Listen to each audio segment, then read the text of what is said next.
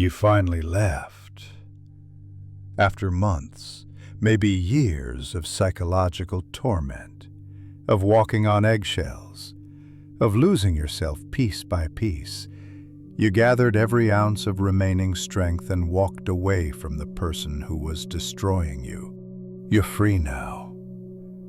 You should feel relief washing over you, liberation filling your lungs, the unbearable weight finally lifting from your shoulders. But instead, you feel like you're actively dying. Your chest physically aches with a pain so real, you wonder if something is medically wrong with your heart. Your body trembles uncontrollably at random moments. You can't eat because your stomach rejects everything. You can't sleep because the moment you close your eyes, thoughts of them consume you. You can't think about anything except them, their face, their voice, the relationship, what you lost. And the most terrifying part? You want to go back. Not because the relationship was good. Not because you've somehow forgotten the abuse, the cruelty, the systematic destruction of your sense of self, but because staying away from them feels worse than the abuse itself. This is phantom pain, and it's one of the cruelest, most counterintuitive tricks your brain can play on you when escaping toxicity. The term phantom pain originally described a fascinating and disturbing medical phenomenon. When someone loses a limb through amputation, whether from accident, disease, or surgery, their brain often continues to feel vivid sensations from the missing body part. The limb is gone, objectively absent from their physical body, but the nervous system hasn't caught up to this new reality. The neural pathways that connected to that limb are still firing, still active. It sends pain signals, itching sensations, even feelings of movement for something that no longer exists in physical space. Though leave an abusive relationship, your psychological and neurological experience mirrors this medical phenomenon exactly. The relationship is gone. The abuser is out of your daily life, removed from your physical space. But your nervous system, your neurochemistry, your entire psychological wiring is still screaming for something that's been amputated from your existence. This isn't weakness on your part. This isn't you being dramatic or unable to let go like others might suggest. This is neuroscience.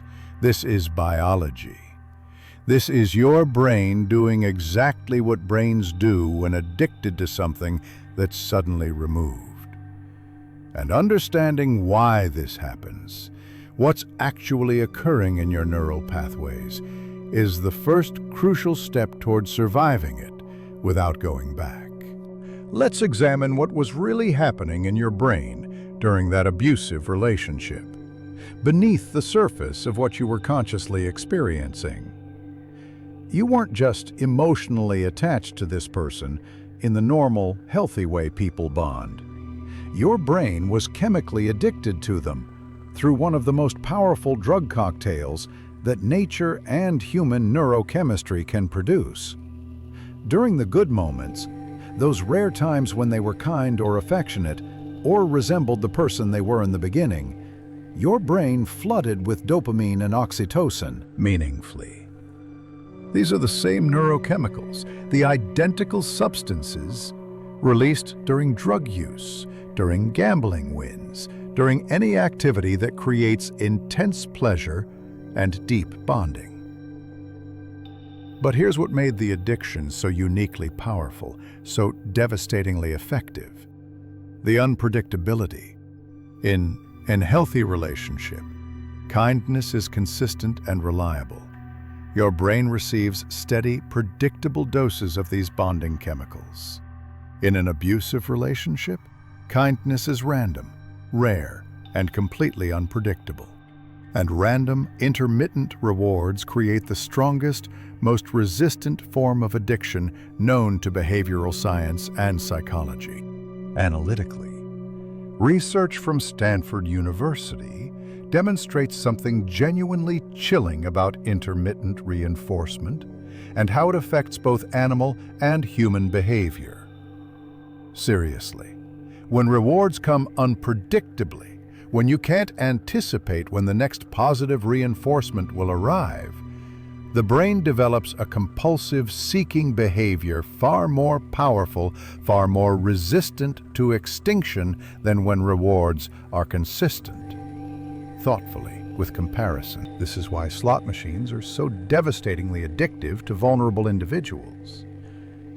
You don't know when the next win will come. You can't predict the pattern. So your brain stays locked in a constant state of anticipation and desperate hope. Your abusive relationship functioned exactly like a slot machine in a casino. You kept pulling the lever, enduring the losses, absorbing the abuse, because your brain believed with desperate certainty that the next pull might finally deliver the jackpot of consistent love and validation. Seriously, and every rare moment of kindness, every brief return to how they were in the beginning, reinforced that belief, triggering massive dopamine releases that taught your brain at a fundamental level, stay, keep trying, keep pulling the lever. The reward is coming. By the time you finally left, your brain wasn't just attached to this person in the normal sense. It was chemically dependent on them, like a drug. Now you've left. You've cut off the supply of this powerful neurochemical cocktail that your brain has been receiving in unpredictable but intense doses. And your brain is going through withdrawal that is neurologically identical to drug withdrawal at the most fundamental level.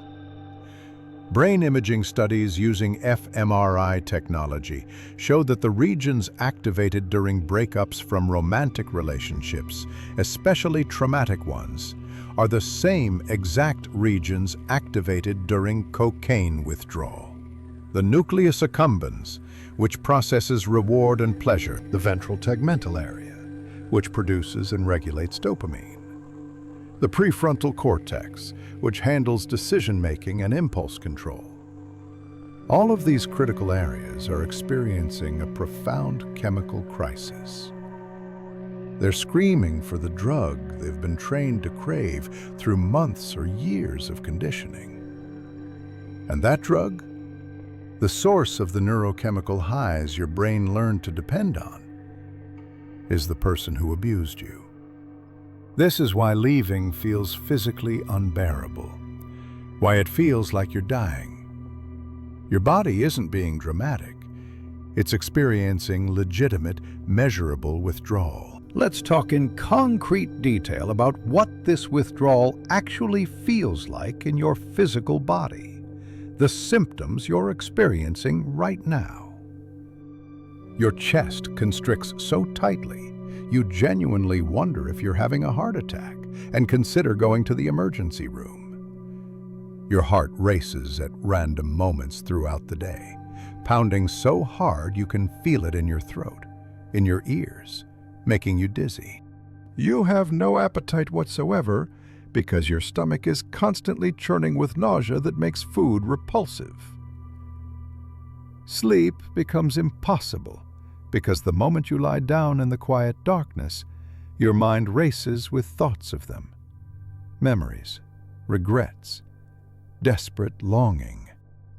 When you do manage to sleep from sheer exhaustion, you wake up multiple times throughout the night with your heart pounding and anxiety flooding your entire system. Your hands shake when you try to do simple tasks. Your body temperature fluctuates wildly between chills and hot flashes. You feel like you can't breathe deeply enough, like there's a heavy weight sitting on your chest preventing full breaths. These aren't metaphorical descriptions of emotional pain that therapists use to help you understand. These are actual physical symptoms of neurochemical withdrawal that doctors can measure. Dr. Helen Fisher, a biological anthropologist who has dedicated decades to studying the neuroscience of love, attachment, and romantic rejection, conducted extensive brain scans of people going through breakups. Seriously, what she found was genuinely startling to the research community. The brain activity of someone experiencing romantic rejection, especially from a significant relationship, looked identical to the brain activity of someone experiencing acute physical pain. The same neural pathways that process the sensation of a broken bone process the experience of a broken heart. But here's what makes leaving an abuser even more agonizingly painful than a normal breakup from a healthy relationship. You're not just withdrawing from love or from companionship. You're withdrawing from a trauma bond, which is an entirely different psychological and neurological phenomenon. A trauma bond is exponentially stronger than a healthy attachment because it's built not just on affection, but on survival instincts, on fear, on the desperate need to transform your abuser into someone safe. Your primitive brain, the ancient limbic system, associated this person with your survival, even though logically, rationally, they were actually your greatest threat. Breaking that bond feels like dying, because your nervous system interprets separation as a genuine threat to your existence.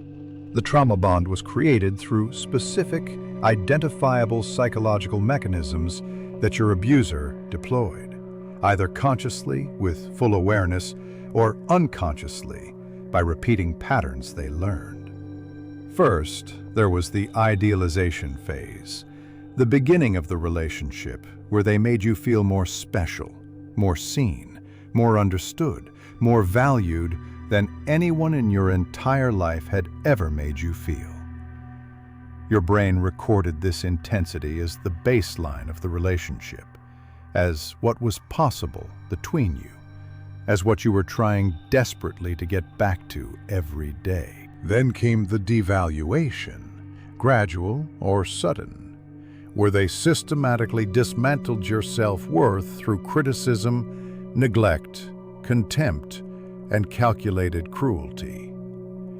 This created profound cognitive dissonance, the deeply uncomfortable psychological state of holding two completely contradictory beliefs simultaneously.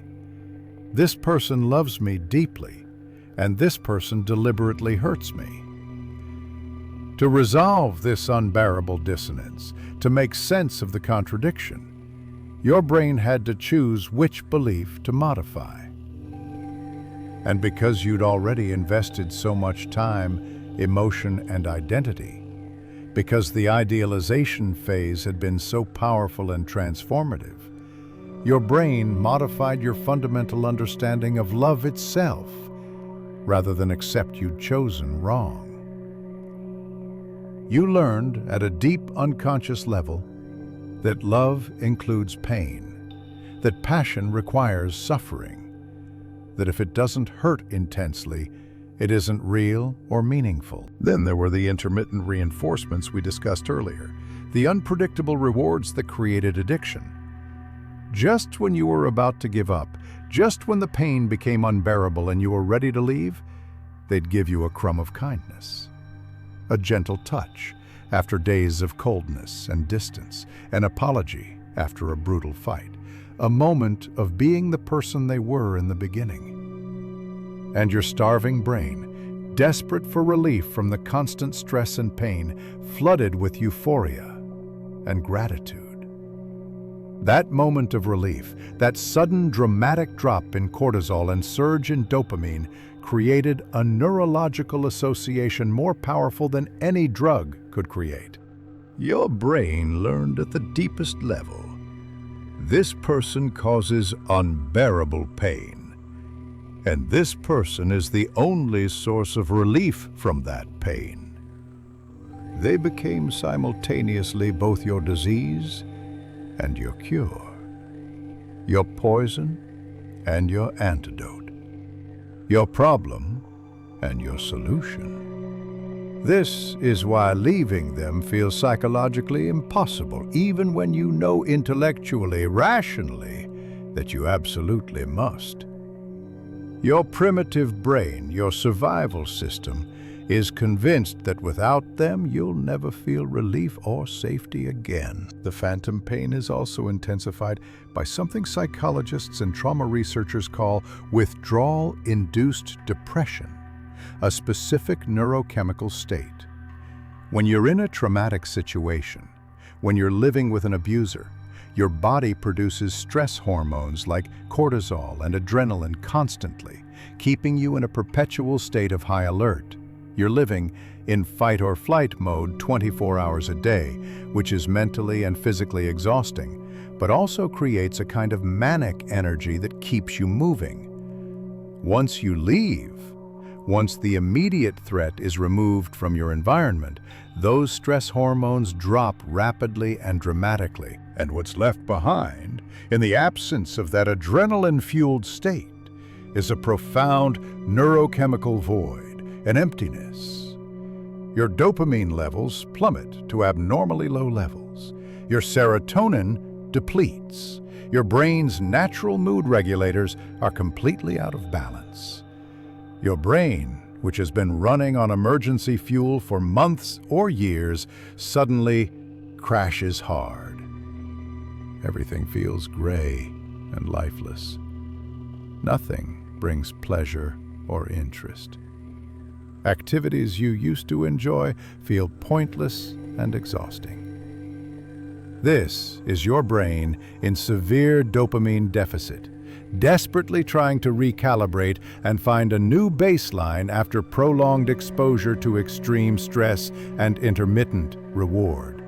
Analytically, research published in the Journal of Neuropsychiatry and Clinical Neurosciences demonstrates conclusively that chronic stress and psychological trauma actually change brain structure in measurable, observable ways.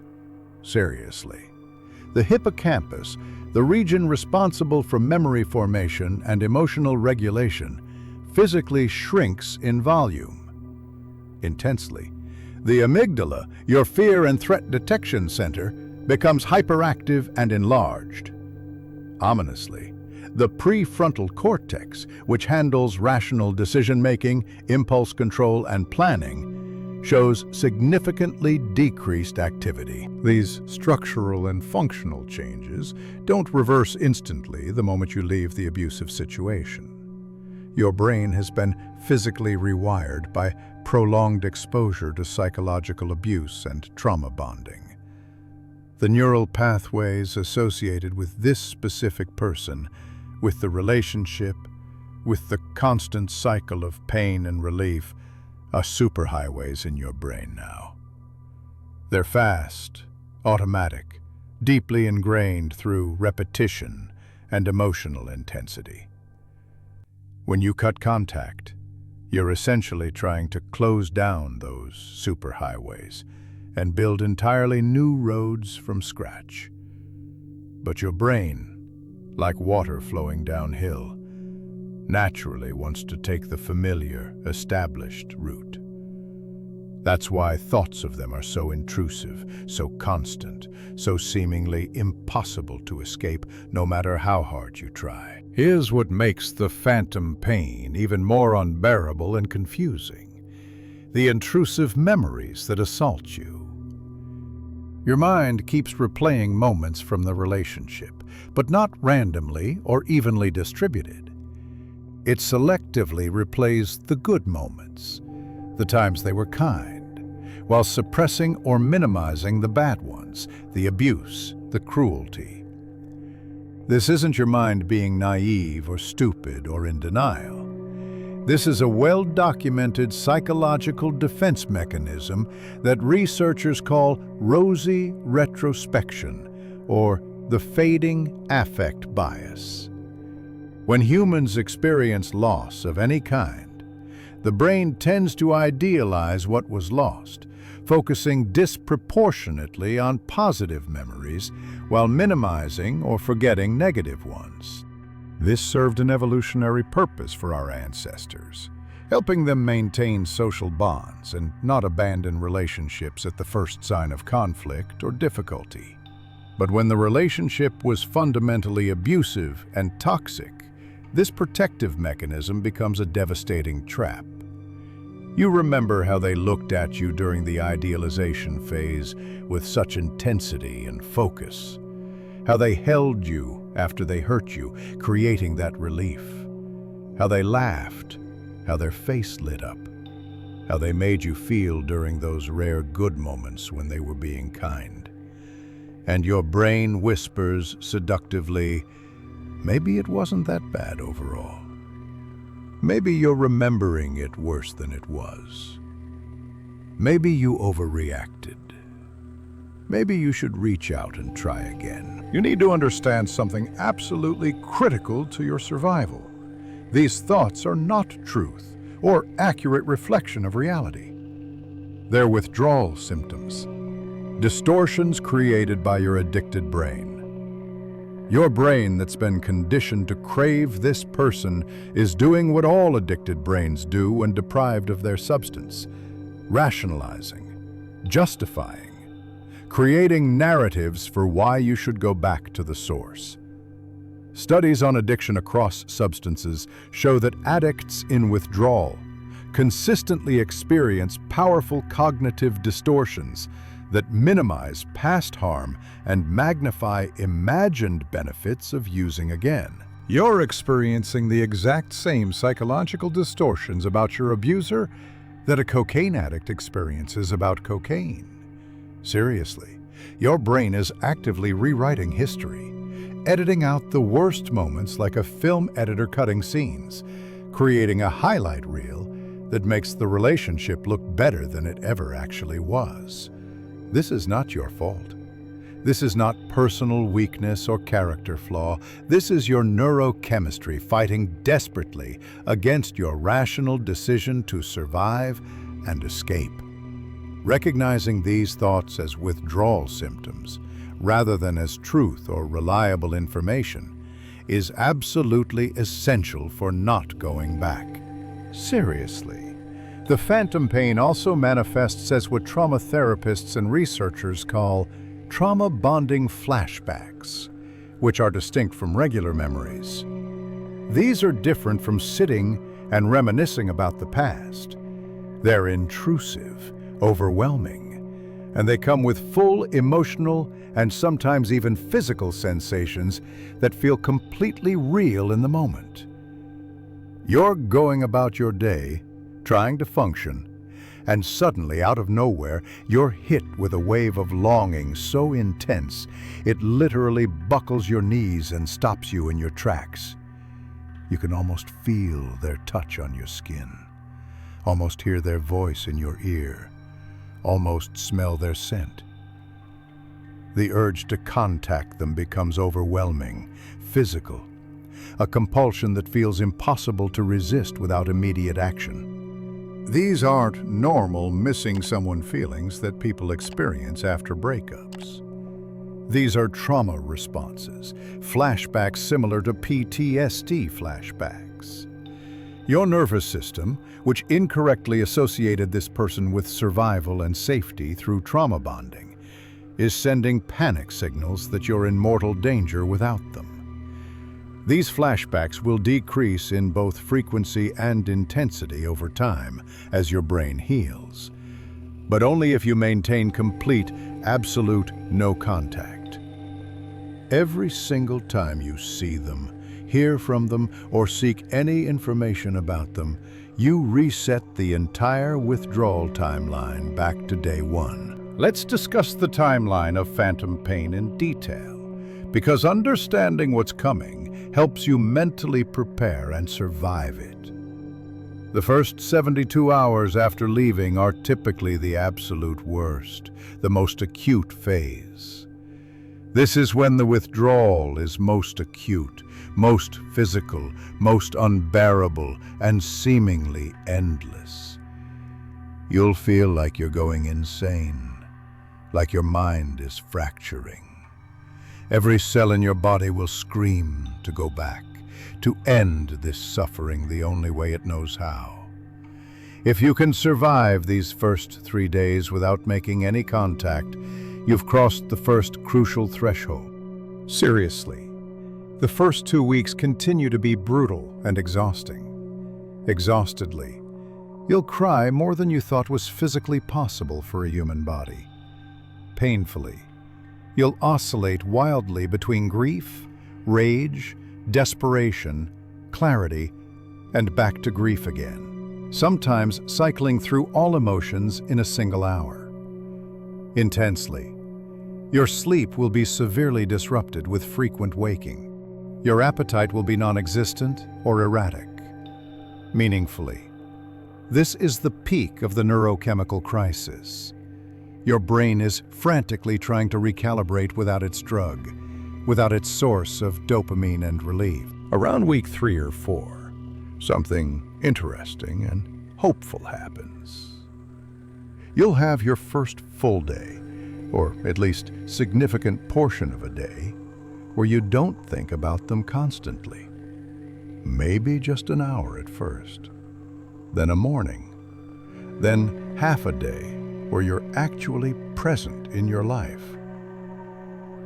These moments of peace and clarity are your brain starting to build new neural pathways, new sources of dopamine and pleasure that don't involve your abuser. But don't be fooled into thinking you're healed or that the worst is over. This is often precisely when the extinction burst happens, a well-documented phenomenon. Just when you're starting to feel stronger, when the worst pain seems to be subsiding, you'll be hit with a wave of longing, more powerful and overwhelming than anything you felt in the first weeks. This is a well-documented phenomenon in behavioral psychology and addiction research. When a previously rewarded behavior stops being rewarded, when the lever stops producing results, it temporarily intensifies before it finally stops completely. Your brain makes one last desperate, all-out attempt to get you to return to the source of your former dopamine hits. If you survive this extinction burst without contact, if you can weather this final storm, the phantom pain begins to genuinely, measurably decrease. Months 2 and 3 bring a different kind of pain, one that's less acute, but perhaps more psychologically complex. The acute physical withdrawal symptoms ease significantly, but you're left with psychological grief that's more complex and in some ways more painful than the physical withdrawal. This is when you start truly processing what actually happened, seeing it clearly for the first time. When your nervous system is no longer in constant survival mode, when the immediate crisis has passed, your brain finally feels safe enough to look at the full truth of what you endured. Memories you suppressed during the relationship, incidents you minimized or rationalized at the time start surfacing with clarity. Things you explained away or made excuses for now appear in their full horror.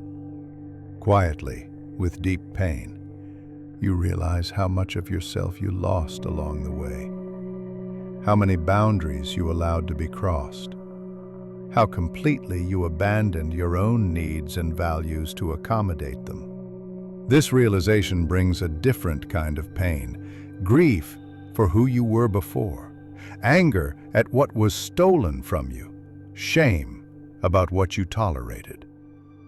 But this pain, unlike the phantom pain of withdrawal, is actually healing pain. It's your psyche processing trauma rather than craving it. Around month 4 or 5, if you've maintained strict no contact, you'll notice something profound and transformative. Anger arrives. Real, clean, appropriate, justified anger at what was done to you. This is a crucial milestone that many people don't understand or recognize as progress. Trauma therapists recognize the arrival of anger as a clear sign that your self-protective instincts are coming back online after being suppressed. Meaningfully, while you were bonded, while you were in acute withdrawal, you couldn't access genuine anger because you were still protecting your abuser in your mind, still making excuses. But once the bond weakens sufficiently, once your brain stops seeing them as essential to your survival, anger emerges naturally. And this anger is medicine. It's healing. It's necessary. It reminds you clearly why you left. It strengthens your resolve. It becomes a shield against the intrusive thoughts that still try to tell you to go back. Don't suppress this anger. Don't judge yourself harshly for feeling it. Let it burn through the remaining phantom pain, like fire purifying an infected wound. By month 6, most people who've maintained no contact report that the phantom pain has substantially decreased to manageable levels. Not disappeared completely, but become something they can live with. The thoughts of your abuser are no longer constant and intrusive every waking moment. They occur less frequently, with noticeably less emotional intensity, and you can redirect your attention more easily when they do arise. This is your new neural pathways strengthening and becoming the default routes. Your brain has started to accept the new reality of life without them.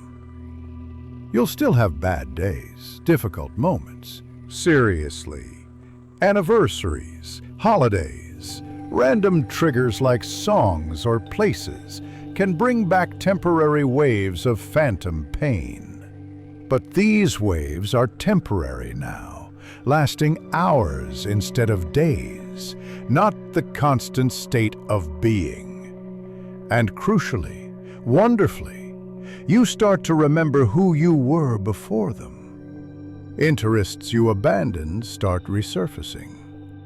Personality traits you suppressed to accommodate them start expressing themselves again. You laugh genuinely, from your belly, for the first time in months or years. This is what recovery looks like. This is your true self emerging from underneath the trauma bond. But here's what you absolutely must understand about the danger period that can last for years. The phantom pain doesn't disappear in a perfectly straight upward line. There will be moments, even months or years later, when you think you're completely healed, when something triggers a memory and the pain comes rushing back with shocking intensity. A song that was your song. A scent that reminds you of them. A location where something significant happened. A phrase someone else uses that they used to say. Suddenly, you're drowning in that familiar ache, that desperate longing, feeling like you've made no progress at all. This doesn't mean you haven't healed or that you're failing. This is simply how trauma works in the brain. The memories of traumatic or intensely emotional events are stored differently in your brain than normal, mundane memories. They're connected to your survival system, encoded more deeply, so they can be activated more easily and more powerfully by triggers. But here's the crucial difference between these later episodes and the early withdrawal. They pass much faster now. Where early withdrawal might keep you in agony for days or weeks, these later triggers might hurt intensely for an hour or a day before subsiding. Your brain has learned experientially that you survived without them, that the pain passes, that you're actually safe. Seriously, we need to address directly why you must never, ever go back, even when the phantom pain is at its most unbearable and you feel you can't survive another moment. Because your abuser knows about withdrawal, even if they don't understand the science. They might not understand the neuroscience or be able to explain trauma bonding, but they've learned through experience and observation that if they just wait, if they reach out at precisely the right moment, you'll come back. This is why abusers so often contact their victims right when the victim is starting to heal and feel stronger. They sense the shift in energy, the change in the dynamic, and they know exactly what to say, what buttons to push to reactivate the trauma bond instantly. They'll love bomb you with everything you were desperately craving during the relationship. They'll promise change, real change this time. They'll cry and show vulnerability. They'll perform remorse perfectly. And if that doesn't work, if the soft approach fails, they'll try anger and threats and guilt. But here's what you must remember and hold on to. If you go back, the withdrawal will eventually happen again when you finally leave again. And it will be significantly worse, because you'll have taught your brain that the pain of leaving can be alleviated by returning, which makes leaving exponentially harder next time. So, how do you survive the phantom pain without going back? How do you endure what feels unendurable? First, understand with absolute certainty that it's temporary, not permanent.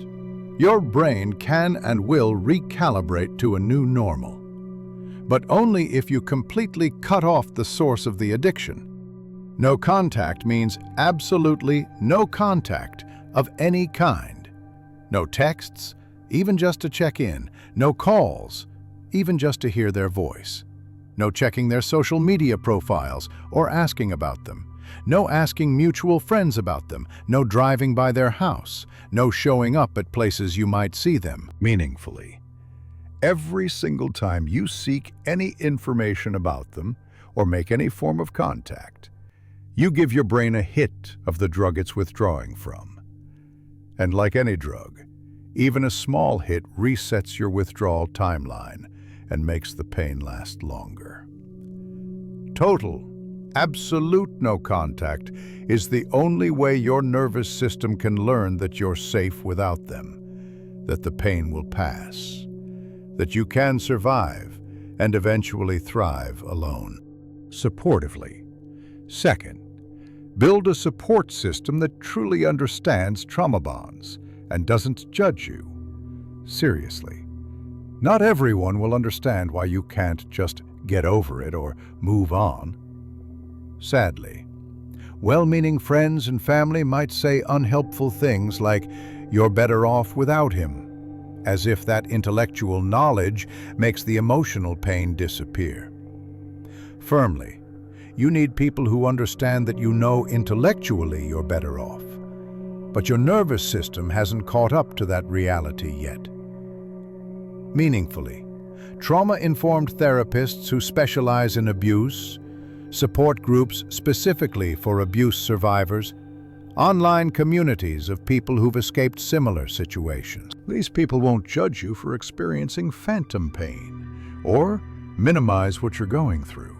They'll validate that it's real and agonizing, while also holding you accountable for not going back.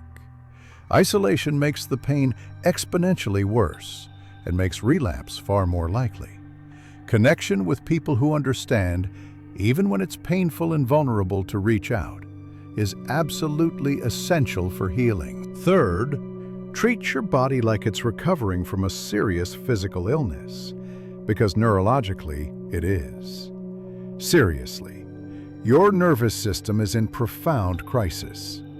Caringly, you need to support it physically as well as emotionally and psychologically.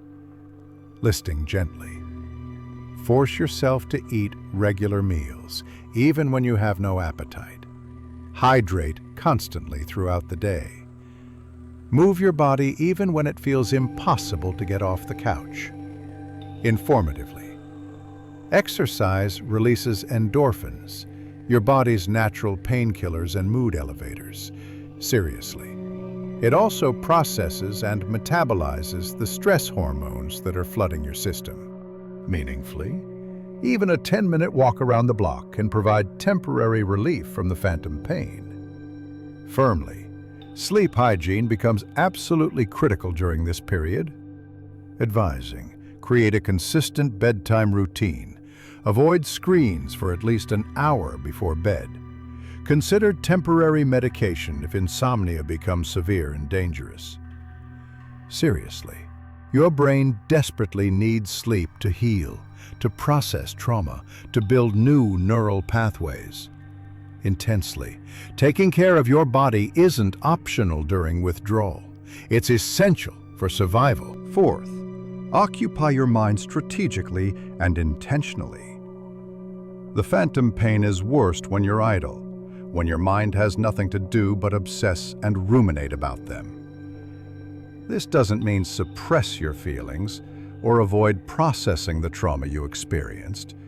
It means giving your brain alternative things to focus on during the times when rumination becomes destructive rather than productive. Practically, learn something completely new that requires concentration. Start a creative project. Volunteer for a cause. Consume content that educates or inspires you. Seriously, your brain is trying desperately to fill the massive hole left by the trauma bond. Intensely, if you don't consciously fill it with healthy alternatives, it will try to fill it by pulling you back to the familiar source. Informatively, neuroplasticity research shows clearly that the brain physically changes based on what we repeatedly focus on. Firmly, every hour you spend focused on something other than your abuser is an hour your brain is building new pathways, new sources of interest and pleasure that don't involve them. Fifth, journal obsessively and in detail about the bad times, the abuse, the reality. Seriously. Remember how your brain is trying to trick you with rosy retrospection, showing you carefully edited highlight reels of the good moments? Firmly, counter this cognitive distortion by documenting the reality in writing. Practically, write down every cruel thing they said with as much detail as you can remember. Every time they violated your boundaries. Every moment you felt small, scared, worthless, or trapped. Meaningfully, be specific and detailed. Include context and your feelings. Seriously, when the phantom pain hits hard and your brain whispers seductively that maybe it wasn't that bad, read these entries. Firmly, this isn't about wallowing in misery or staying stuck in the past. Intensely, this is about reality testing against the cognitive distortions that withdrawal creates in your mind. Informatively, trauma therapists often have clients write these detailed accounts because external memory documented in writing is more reliable than internal memory when your brain is rewiring itself. Seriously, your journal becomes evidence, concrete proof that your decision to leave was right, even when your feelings are screaming otherwise. Here's the fundamental truth you need to hold on to desperately when the phantom pain makes you want to give up entirely. What you're feeling right now is your brain healing, not your brain telling you that you made a mistake. The pain is withdrawal from an addiction, not evidence that you need them back in your life. Every moment of agony you endure without contact is a moment of genuine progress, even when it doesn't feel like it at all. You're not going crazy.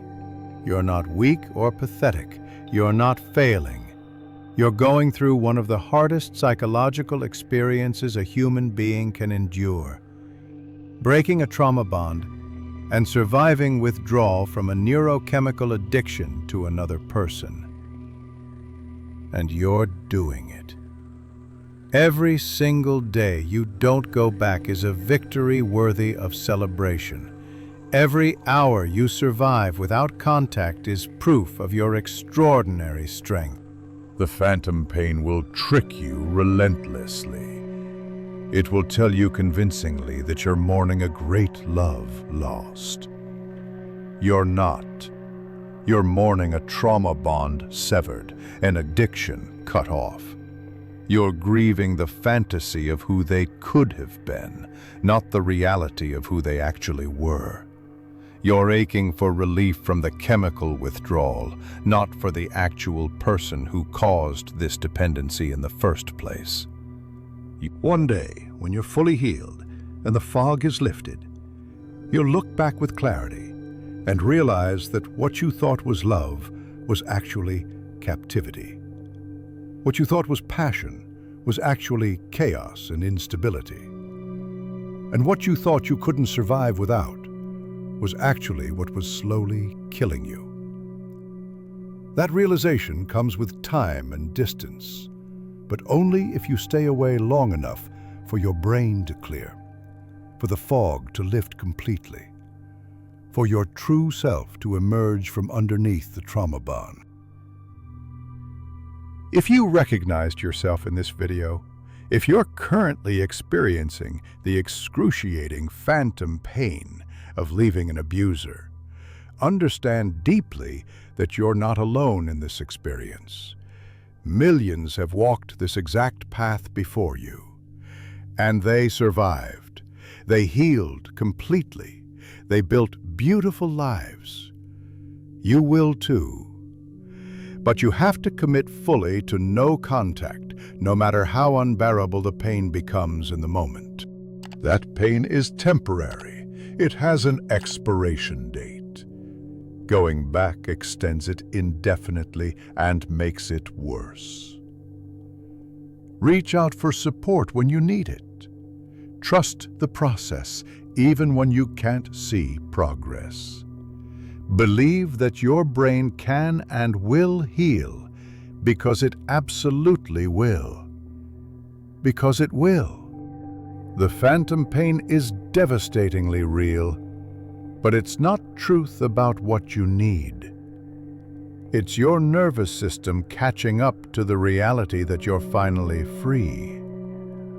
And freedom, once you fully arrive at it and can breathe in it, is worth every moment of this agonizing transition. If this resonated deeply with you, share it with someone who's struggling to stay away from someone who hurt them badly.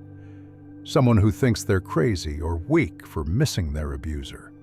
Someone who desperately needs to know that the pain they're feeling has a name, a scientific cause, and most importantly, an ending.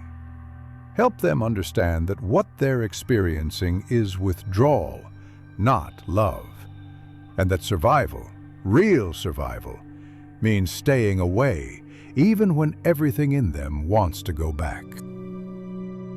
In the next video, we'll explore the specific tactics abusers use to deliberately exploit your withdrawal symptoms and pull you back in. We'll discuss love bombing, hoovering, and the false promises of change they make.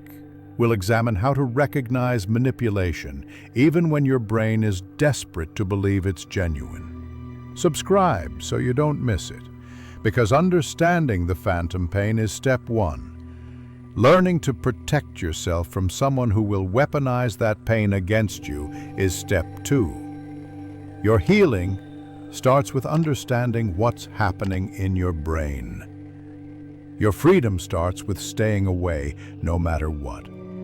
Your life, your real life, begins when the phantom pain finally fades and you remember who you are without them. That day is coming. Hold on. Keep going. You're closer than you think.